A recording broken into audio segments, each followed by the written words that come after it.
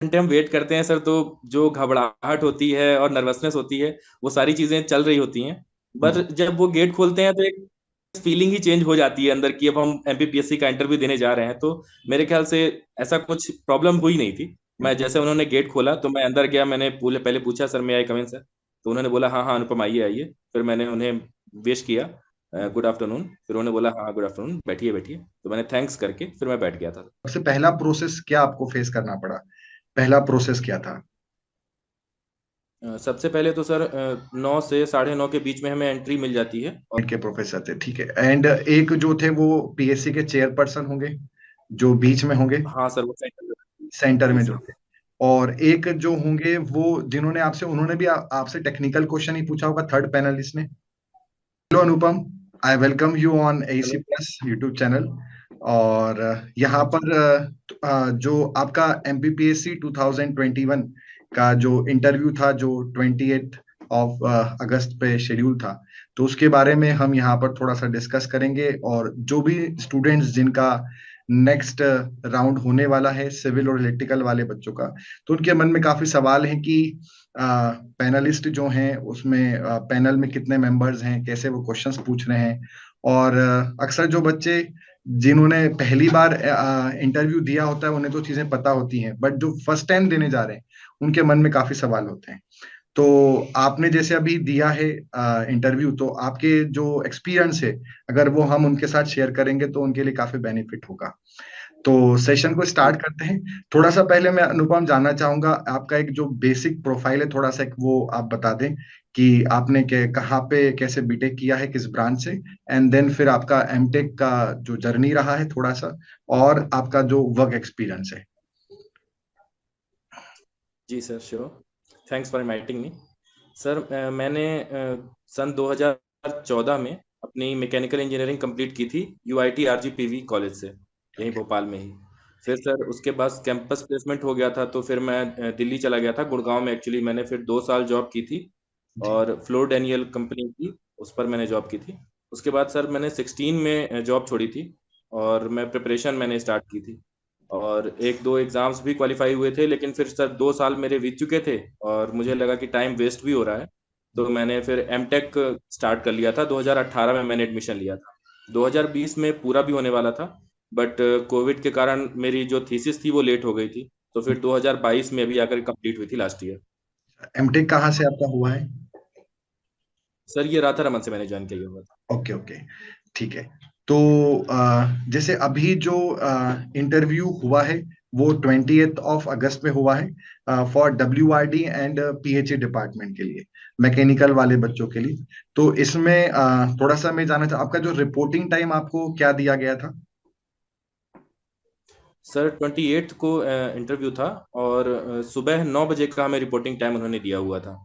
अच्छा, मेल पर या आपको मतलब मैसेज आया था? एक्चुअली वो जो एडमिट कार्ड हमें के कॉल अंदर, लेटर मिलता है इंटरव्यू का, उसी जो में लिखा एडमिट हुआ कार्ड, था। ठीक है।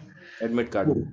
ठीक है। तो जब आप एमपीपीएससी के वहाँ पे ऑफिस में जो डिपार्टमेंट है वहां जब पहुंचे थे, तो सबसे पहला प्रोसेस क्या आपको फेस करना पड़ा?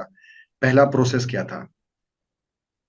सबसे पहले तो सर 9 से 9:30 के बीच में हमें एंट्री मिल जाती है, और उसके बाद अंदर जब हम जाते हैं तो नीचे एक हॉल है काफ़ी बड़ा सा। हम्म, वहाँ सीटिंग अरेंजमेंट भी काफ़ी है।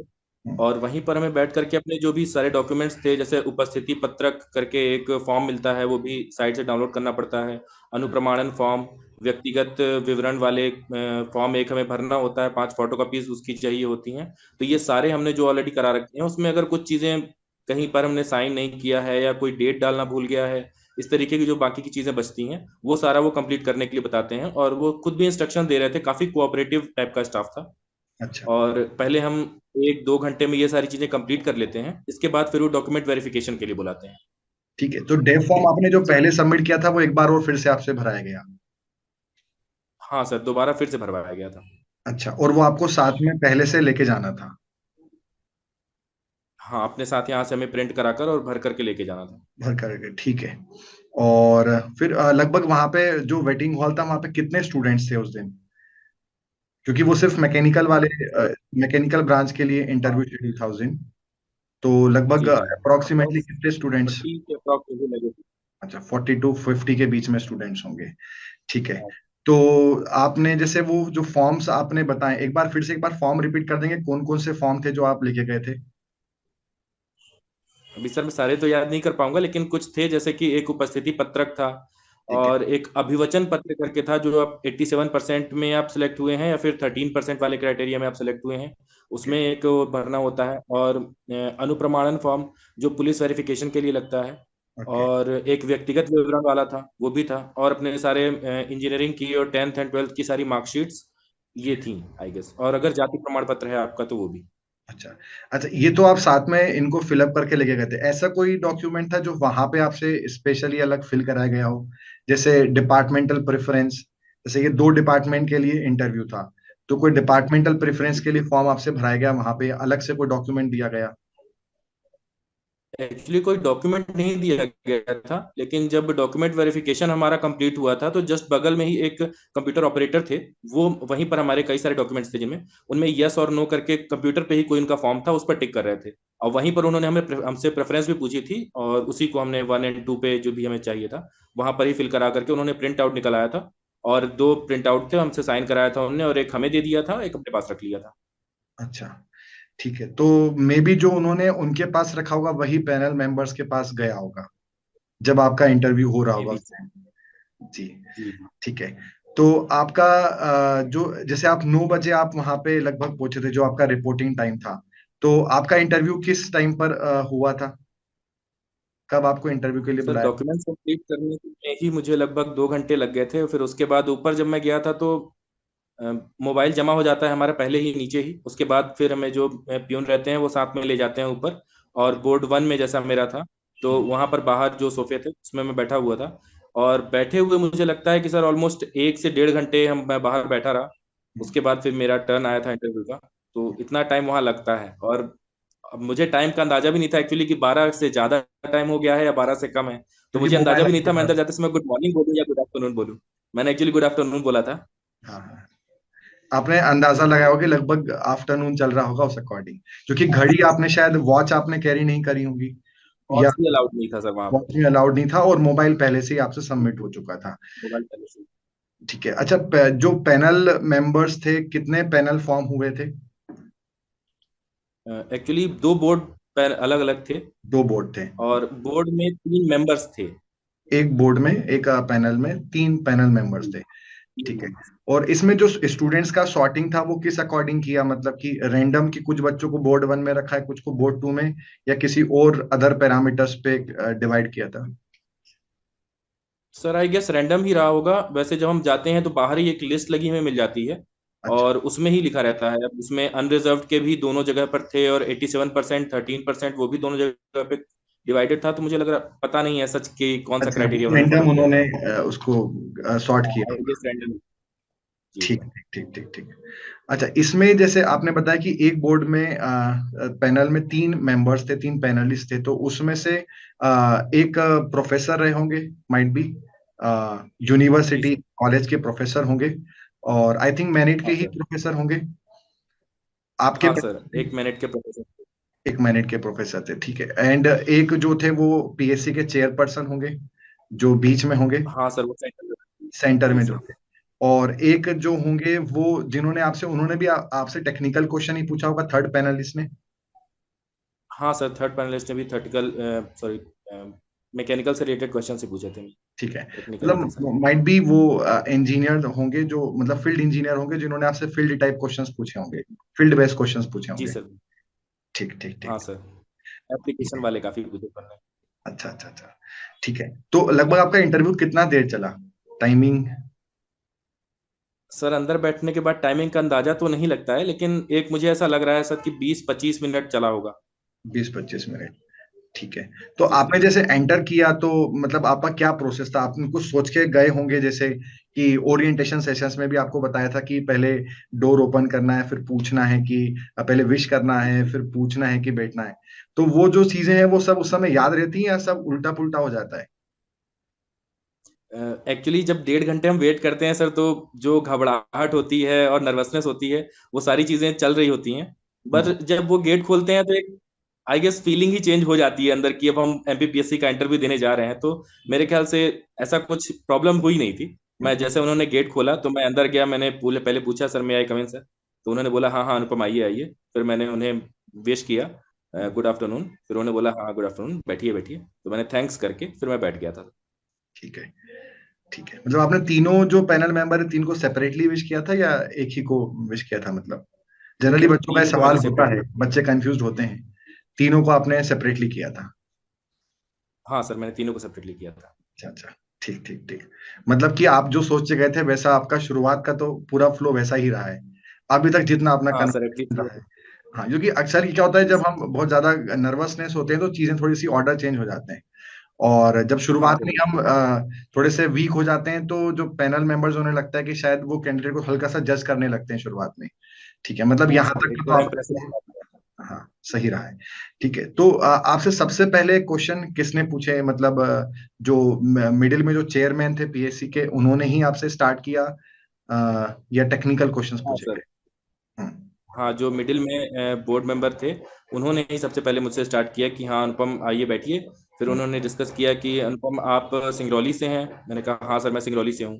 फिर इसके बाद उन्होंने मेरी जॉब प्रोफाइल के बारे में थोड़ा सा बात की कि आपने कुछ जॉब भी की हुई है, मैंने कहा हाँ सर मैं जस्ट इंजीनियरिंग कंप्लीट करने के बाद मैंने 2 साल जॉब की थी, फिर मैं उसे छोड़ करके तैयारी में लग गया था। फिर हम्म। उन्होंने पूछा कि अभी आप क्या कर रहे हैं, मैंने कहा सर अभी मैं तैयारी ही कर रहा हूँ। हम्म। फिर उसके बाद उन्होंने सीधे सिंगरौली से ही क्वेश्चन पूछा, जैसे मैं सिंगरौली से बिलोंग करता हूँ, तो उन्होंने पूछा कि आप सिंगरौली में हैं तो वहाँ पर कुछ प्रदूषण की समस्याएं हैं क्या। हम्म। तो मैंने बताया कि हाँ सर वहाँ एनटीपीसी है और एनसीएल है, तो इस कारण से काफ़ी कुछ प्रदूषण है। फिर हम्म। उन्होंने मुझसे पूछा कि तो आप इसके लिए क्या कर रहे हैं वहाँ से ये चीज़ कम हो। तो कोई एनजीओज होंगी जिसके साथ उन्होंने वर्क किया होगा।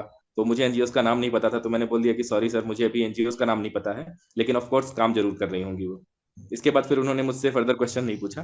फिर उन्होंने साइड वाले बोर्ड मेंबर जो राइट साइड में बैठे हुए थे उनको फिर बोल दिया कि आप पूछ लीजिए। तो फिर वहां से मेरा टेक्निकल स्टार्ट हो गया। अच्छा अच्छा।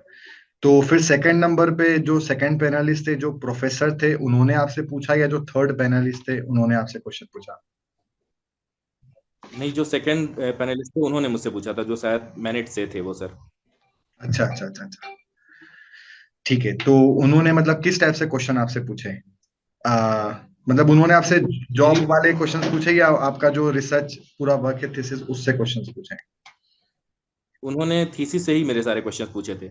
और अच्छा। जॉब से रिलेटेड या जॉब के एक्सपीरियंस के बेसिस पे मुझसे और कोई क्वेश्चंस नहीं हुए। जो मैंने एमटेक की थीसिस की हुई थी उसी थीसिस पर उन्होंने क्वेश्चन पूछे थे कि आपने जो थीसिस की हुई है उसमें काम क्या किया था, इम्प्रूवमेंट कितनी हुई थी, और अगर ये कोई नया काम है तो आपने इसके पेटेंट के लिए अप्लाई क्यों नहीं किया, और उसकी कॉमर्शियली वो चीज़ हम अप्लाई मतलब एप्लीकेबल कर सकते हैं, किसी भी कंपनी को बोल सकते हैं कि वो चीज़ को प्रोडक्ट को बना करके मार्केट में लाए। तो इस तरीके से उन्होंने बात की थी इसके बारे में। अच्छा, तो जैसे अगर प्रोफेसर्स वहां से आए थे एनआईटी से, मैनेट से, तो आई थिंक वो भी मैकेनिकल ब्रांच से ही होंगे, मैकेनिकल इंजीनियरिंग डिपार्टमेंट से ही होंगे। और हाँ सर आई गेस वहीं से होंगे। और आप शायद जानते भी होंगे उन्हें, क्योंकि आपने अगर थीसिस नहीं सर मैं आपका। हाँ, ठीक ठीक ठीक ठीक। टुगेदर में नहीं किया था मैंने। अच्छा अच्छा अच्छा अच्छा। ठीक है। फिर मतलब उन्होंने कितने क्वेश्चंस पूछे आपसे? उन्होंने आई गेस 10 मिनट तो पूछा होगा, उन्होंने काफ़ी क्वेश्चंस पूछे थे मुझसे। थर्मल से रिलेटेड काफ़ी सारे थे। फिर उन्होंने जब देखा कि मेरी थीसिस पूरी आरएससी पर थी तो रेफ्रिजरेशन पे भी काफ़ी सारी चीज़ें पूछे कि साइकिल्स कितनी टाइप की होती हैं। और कोई एक कंफ्यूजिंग क्वेश्चन भी था जिसमें मैं समझ नहीं पाया था, फिर उन्होंने मुझे डिस्क्राइब किया कि जिस तरीके से कोई ये साइकिल है ये ऑटो साइकिल पे काम करती है, आईसी इंजन है वो ऑटो पे करता है, अपना जो पेट्रोल इंजन है तो इस तरीके से ये साइकिल किस पे काम करती है। तो उस पर फिर मैंने डिस्कशन किया था कि सर अगर आइडियली हम बात करें तो जो रैंकाइन साइकिल थी उस पर भी बात हुई थी कुछ, और जो वीसीआरएस साइकिल हम रेफ्रिजरेशन में यूज करते हैं मोस्ट फेमस, उस पर भी थोड़ी बात हुई थी। तो अच्छा। उन्होंने इस डायमेंशन में काफी कुछ बात की। मतलब कि ऐसा नहीं कि अगर आपको नहीं आता है तो वो कोशिश करते हैं कि आपसे आंसर वो निकलवाएं, ऐसा नहीं कि आपको मतलब हाँ कहीं सर वो कंफ्यूज काफी करा रहे हैं। हेल्पफुल तरीके से उन्होंने बात की। अच्छा अच्छा जी अच्छा। जी। ठीक है। तो यहाँ पर जैसे उन्होंने आपसे ये पूछा कि आपका फेवरेट सब्जेक्ट कौन सा है, डोमेन किस में, या जो आपका थीसिस वाला पार्ट था उसी पर ही वो उसी के आसपास ही क्वेश्चन पूछते रहे, या फिर उन्होंने अपने ही हिसाब से फील्ड सिलेक्ट की क्वेश्चंस पूछने की? जो फर्स्ट बोर्ड मेंबर थे टेक्निकल में उन्होंने मोस्टली मेरे थीसिस से ही क्वेश्चन पूछे थे और उससे रिलेटेड यहाँ वहाँ के पूछे थे। उसके बाद उन्होंने लास्ट के टाइम पर जरूर मुझसे कहा था कि ठीक है अनुपम थर्मल तो हो गया, आप कोई और सब्जेक्ट भी बताइए जिसको मैं आप थोड़ा कंफर्टेबल हूँ। और मैंने आरएसी पे ही पूरी मेरी वो थीसिस थी, तो मैंने आरएसी ही कह दिया। तो उन्होंने कहा कि ये भी तो थर्मल का ही पार्ट है, आप इसके कुछ बाहर का बताएं मुझसे। तो हम्म, फिर मैंने उनसे कहा कि सर फिर मैं सोम में थोड़ा कंफर्टेबल रहूंगा। तो हम्म, फिर उन्होंने सोम में मुझसे पूछा कि एक स्ट्रेस बिहेवियर दे दिया था, जो हम्म, 2D डायमेंशन में स्ट्रेस एनालिसिस करते हैं, तो उसका उन्होंने कहा था कि आप मोहर सर्कल बना करके दिखाइए इसे। हम्म, तो मोहर सर्कल पे मैंने उसे ड्रॉ किया, फिर उन्होंने एक फार्मूला पूछा उसी में मैक्सिमम शियर स्ट्रेस वाला, वो मैंने उन्हें बताया। और उन्होंने एक्चुअली एक पेपर था A4 साइज का और एक पेंसिल थी, तो उसमें उन्होंने पूरा ड्रॉ करवाया था। और फिर उसके बाद उन्होंने थर्ड वाले जो हमारे पैनल मेंबर थे उनसे बोल दिया था कि अब सर आप पूछ लीजिए। अच्छा, अच्छा, अच्छा, अच्छा। जो फिर थर्ड पैनलिस्ट थे उन्होंने आपसे क्वेश्चन फील्ड रिलेटेड पूछे होंगे, मैकेनिकल इंजीनियरिंग स्ट्रीम के। एक्चुअली उन्होंने भी यही सोम वाला ही चीजें उठा करके फिर वो बात करने लग गए थे कि जैसे आपने यहाँ पर बात की, तो स्ट्रेस के बारे में आप और क्या जानते हैं, कितने टाइप की स्ट्रेसेस होती हैं, और थियोरीज ऑफ फेलियर्स क्या क्या होती हैं। तो फेलियर्स के सारे उन्होंने नाम पूछ डाले थ्योरी ऑफ फेलियर्स के। तो मैं एक्चुअली बताने लगा, तो मैं MSST करके एक शॉर्ट फॉर्म में बोला था। फिर उन्होंने मुझसे बताया कि देखिए ये इंटरव्यू है, तो आप हमें जितना डिटेल करके बताएंगे हम उतना अच्छा समझ पाएंगे आपको। तो मैंने कहा सॉरी सर, मैं डिटेल में बता रहा हूँ। फिर मैंने डिटेल में बताई। और उसके बाद फिर उन्होंने साइक्लिक स्ट्रेस क्या होती है, साइक्लिकल लोडिंग क्या होती है, एंड्योरेंस लिमिट क्या होती है, ऐसे करके बहुत बड़ा उन्होंने वास्ट पैंडोरा ऑफ क्वेश्चंस खोले। और डेफिनेशन टाइप क्वेश्चंस ही थे, तो मैं भी आंसर कर दिया उनको। और यहाँ पर मुझे एक भी बार सॉरी नहीं बोलना पड़ा। थर्ड बोर्ड मेंबर को मैंने सारे ही आंसर कर दिए थे।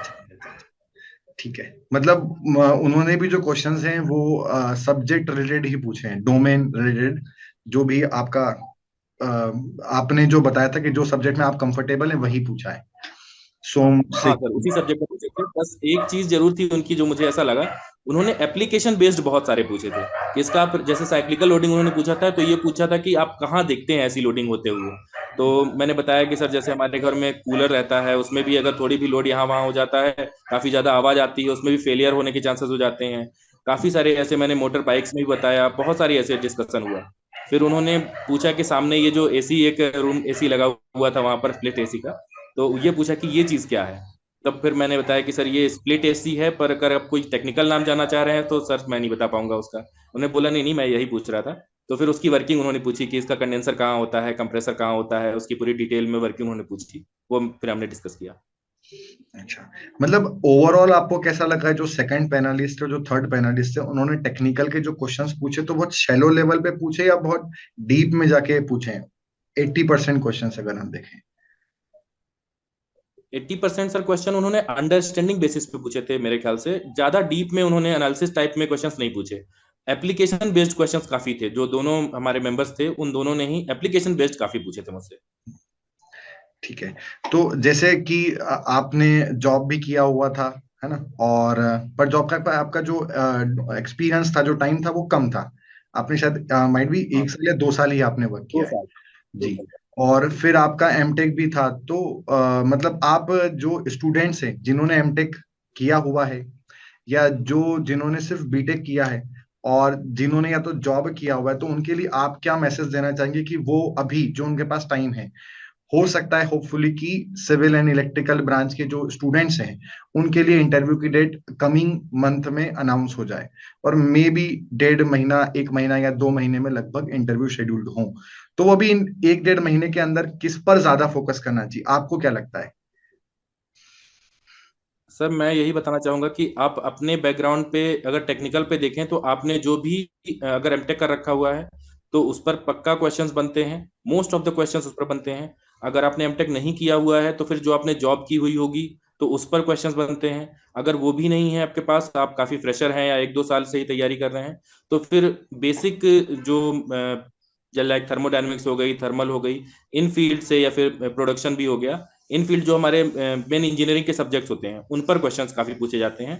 और उसका एप्लीकेशन बेस्ड, इन दोनों चीजों पर काफी ध्यान देना पड़ेगा। अच्छा, ठीक, ठीक, ठीक, ठीक। तो थैंक यू अनुपम, अ, आपका इस सेशन में जुड़ने के लिए बहुत धन्यवाद, ताकि इससे थैंक बहुत यू ज्यादा सर। क्लैरिटी मिलेगी बच्चों को, और ये सेशन बहुत ही इंपॉर्टेंट है जो आगे बच्चे इंटरव्यू के लिए प्रिपेयर करने वाले हैं। तो and I all wish the best for all best the of luck. Students. आपको भी मैं best thank of luck you. Wish करूंगा। और आपका ये, मैं उम्मीद करता हूँ कि आपका ये वाला इंटरव्यू, जो जो मुझे लगा है आपके साथ डिस्कशन करके कि आपका इंटरव्यू काफी अच्छा गया है, तो best of luck to you. And ठीक है, तो मैं आगे कनेक्ट करते हैं, और भी कुछ चीजें रहेंगी उसके लिए। एंड सेशन में जुड़ने के लिए बहुत ही धन्यवाद आपका। Thank you sir, to you too. ठीक ठीक ठीक।